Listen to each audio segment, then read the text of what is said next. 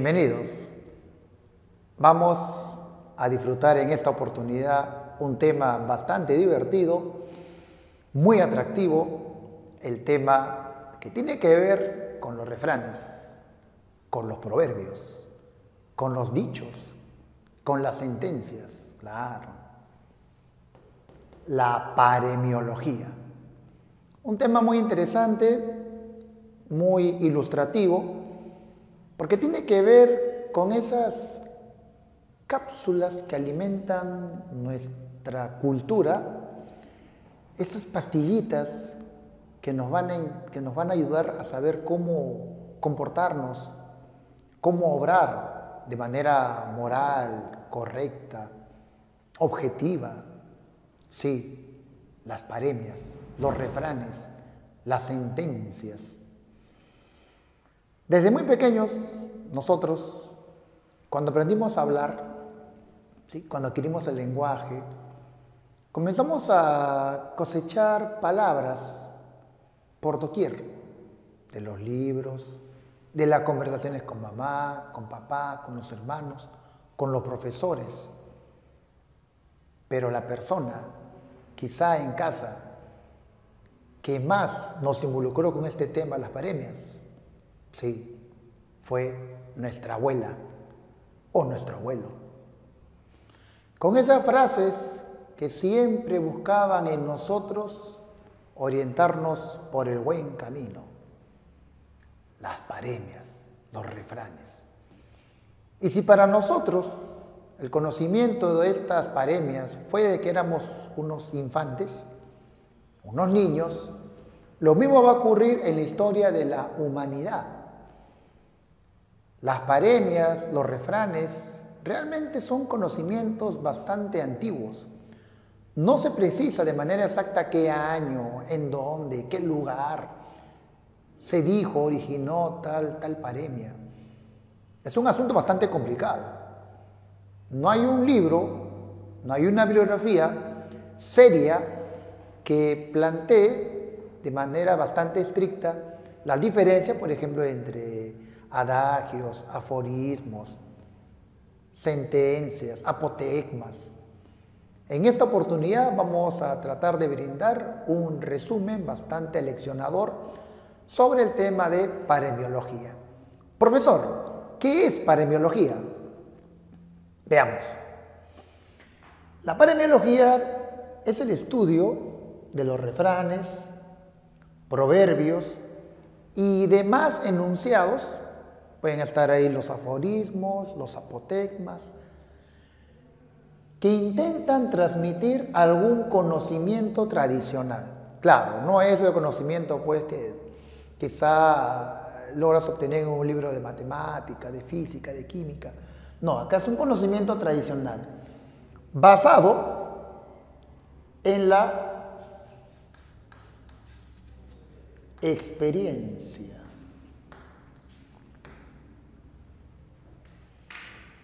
La experiencia nos va a permitir a nosotros utilizar este tipo de expresiones para inculcarle a nuestro interlocutor la forma correcta quizá de pensar, quizá de actuar. Cuando la abuelita nos dice, dime con quién andas, y ni siquiera lo termina. Eso es lo interesante de las paremias, que se han hecho tan conocidas, tan profundas son, que no es necesario incluso decirlo de manera completa. Dime con quién andas, y nosotros mentalmente completamos lo que dice la abuela. Y te diré quién eres. Esa es una paremia bastante conocida acá en el ámbito en Sudamérica, ¿sí? Y el propósito de esta paremia es justamente en nosotros poner bastante cuidado, bastante atención, ser muy cauteloso cuando de amigos se trata. No podemos nosotros juntarnos con cualquier persona. Se entiende que nuestros amigos, nuestras amistades, nuestro prójimo debería demostrar lo que también nosotros somos. La mala compañía va a generar que el mundo piense que tú también eres malo. Pero si te juntas con personas estudiosas, responsables, tú también lo serás, ¿o no? Llamamos paremia, ya que estamos en paremiología, llamamos paremia al enunciado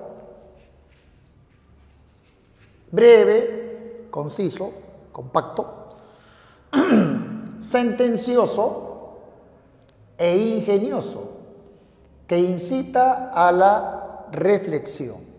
¿Qué tipo de reflexión, profesor? Una reflexión moral y una reflexión intelectual.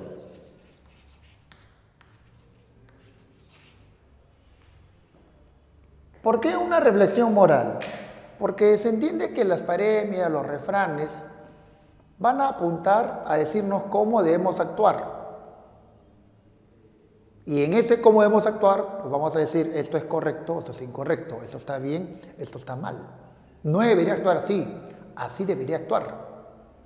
Por eso hablamos de una cuestión moral, una cuestión ética, incluso de valores. ¿Y por qué una reflexión intelectual? Por el mismo hecho de estar pensando en qué cosa debo hacer o qué cosa no debo hacer, permite que nuestro pensamiento también se empape de esa cuestión moral, se complementan lo moral e intelectual. Nuestro intelecto debe caracterizarse justamente por la parte moral.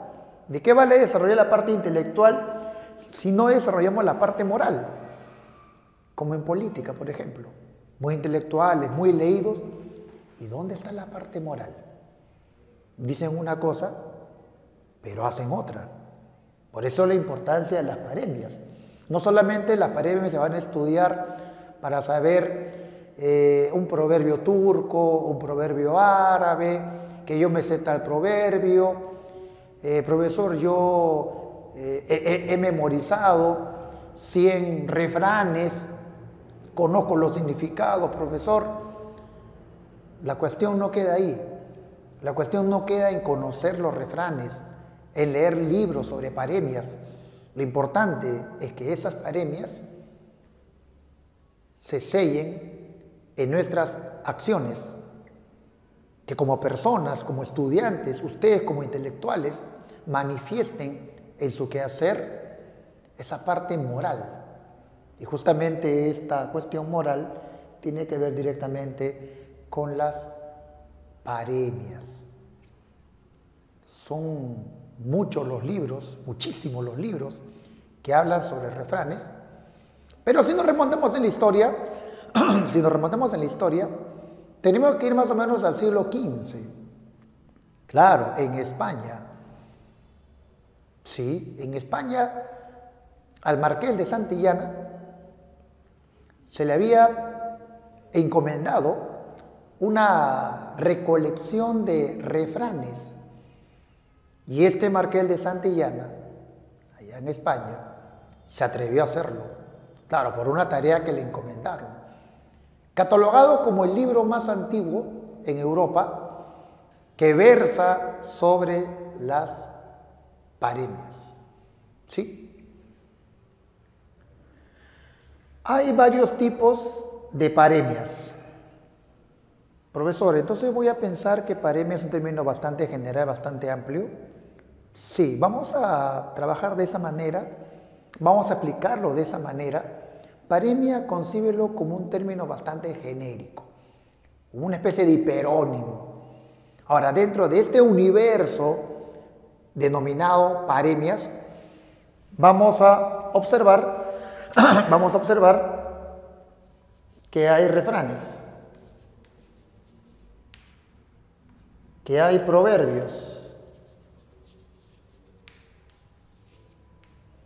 que hay sentencia, que hay dicho,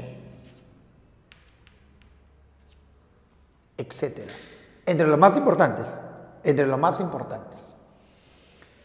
Y ya que hemos hablado de los tipos de paremias, vamos a enfatizar los primeros dos escritos, el refrán y el proverbio. 2. Proverbio y refrán. Vamos a ver las semejanzas, vamos a ver las diferencias, ¿sí? El proverbio es una sentencia, ¿sí? Es un precepto serio, expresado en un sentido, moral. Expresado en sentido moral. Toda paremia lo que busca es dirigirnos en nuestras acciones. Las paremias nos inculcan una forma de actuar. Ejemplo de proverbio. Veamos. El que da primero, da 2 veces. El que da primero, da 2 veces. ¿Acaso no se nota que hay una especie de alabanza, una especie de recomendación en dar primero? ¿Por qué? Porque el que da primero se entiende que fue una entrega, una colaboración espontánea. Quizá le salió del corazón y se atrevió a hacerlo primero. Y tiene más valor este que da primero, este que ofrece primero, respecto al segundo, tercero, cuarto, quinto. El hecho de decir da 2 veces es una manera de reconocer la actitud de ofrecer primero su ayuda, su colaboración. ¿Sí? Segundo proverbio. El enamorado ve en la verruga de su novia un lunar encarnado. ¿Ya? ¿De quién estamos hablando? Del enamorado. ¿Qué pasa con este enamorado? Ve en la verruga de la novia. ¿Qué ve en esa verruga? Un lunar encarnado. O sea, está tan enamorado, está tan perdidamente enamorado, que no ve la verruga. Él ve un lunar. El hecho de ver un lunar y no ver la verruga, ¿qué demuestra? Demuestra que está loco de amor y demostraría literalmente que el amor es ciego. El enamoramiento, por una cuestión hormonal, no nos permite ver en la otra persona los defectos. Otra persona puede tener de repente una actitud poco agresiva, la persona puede ser gritona, pero como estás enamorado de él o de ella, entonces dices, pero qué bonita su voz, me gusta cómo habla. Y los demás que no están enamorados de esa persona dicen, pero qué gritón, pero qué gritona. Pero tú no lo ves así, justamente por este elemento llamado amor. ¿Se dan cuenta? Son 2 ejemplos de proverbios que justamente se caracterizan por ser serios. Sí, el fondo es serio, correcto, es formal. Y esto va a quedar en la sabiduría popular, porque justamente salen de ahí las paremias, salen del conocimiento del pueblo a través de la experiencia. Cervantes, a través de sus personajes, a través del Quijote especialmente, habla muchísimo sobre las paremias, habla mucho sobre los refranes. Si uno empezara a recolectar las paremias que aparecen en la obra de Cervantes, del Quijote, pues vamos a encontrar una miríada de refranes. Hay un pasaje en la obra del Quijote donde el Quijote le dice a Sancho que los refranes justamente, no hay refranes, le dice que no sean verdaderos. No hay, dice. ¿Por qué? Porque todos los refranes son sacados de la experiencia. Y la experiencia, dice Quijote, es madre de toda ciencia. Entonces, a través de ese texto podemos demostrar la importancia de las paremias. Por otro lado tenemos el refrán. ¿Qué es el refrán, profesor? Es un dicho breve, compacto, sucinto y sujeto, y acá la diferencia con los proverbios, y sujeto a rima, anónimo y popular. ¿Quién lo dijo? No se sabe. Ha quedado a través de la repetición por generaciones. Incluso los refranes, los proverbios, en general las paremias, han sufrido una metamorfosis a lo largo de la historia. Van cambiando algunas palabras de acuerdo a la geografía, de acuerdo a la cultura, de acuerdo a la generación que lo utiliza. Ejemplo, a Dios rogando y con el mazo dando. ¿Se dan cuenta que los refranes tienen una división en dos porciones? ¿Sí? Dos porciones, o sea, una proposición dividida en dos frases y la terminación de la primera no rima con la segunda. A Dios rogando, ando, y con el mazo dando, ando. Eso lo caracteriza y lo diferencia de las demás paremias. O por lo menos esa es la tendencia, ¿no? A Dios rogando. ¿Por qué uno rogaría a Dios? ¿Por qué uno suplicaría a Dios? Claro, porque algo le vas a pedir, algo le estás pidiendo a Dios. Pero la recomendación es que si vas a rogarle a Dios, pues tienes que dar con el mazo. Por una cuestión de origen, de explicación de este refrán, el mazo, este tipo de palo, va a servir para amasar, para trabajar.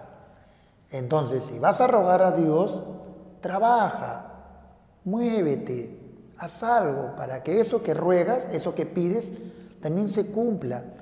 No te quedes con los brazos cruzados. Los postulantes de la universidad no van a estar rezándole a Dios, Diosito, por favor, quiero en este examen poder ingresar. ¿Y qué estás haciendo para que eso se haga realidad? Estudia, investiga, revisa tu diccionario, atiende las clases, resuelve preguntas tipo examen de admisión. ¿Correcto? Siguiente refrán. A lo hecho, pecho. A lo hecho, pecho. ¿Esto qué significaría? Significaría que la persona no debería huir, no debería ser un cobarde y esconderse ante lo que él debería mostrarse como principal responsable. Da el pecho, preséntate, sé responsable, asume la culpa, asume las consecuencias, no huyas. Si tú eres el responsable, pues dilo. ¿Por qué te escondes? A lo hecho, pecho. Esta fue la explicación de lo que es un proverbio y un refrán.